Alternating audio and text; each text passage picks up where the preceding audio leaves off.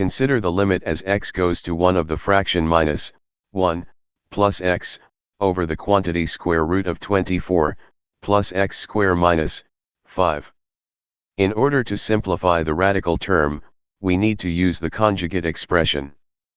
Therefore, we have to multiply both the numerator and denominator with the conjugate of square root of 24 plus x square minus 5, which is square root of 24 plus x square plus 5. Then we have to expand and simplify the whole expression using basic algebraic techniques.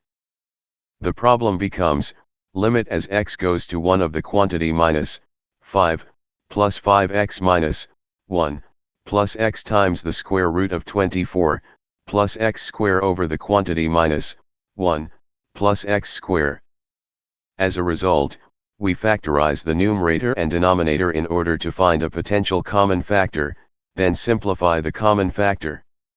In sum, when we plug 1 in the new expression, we find out that the limit is 10 over 2.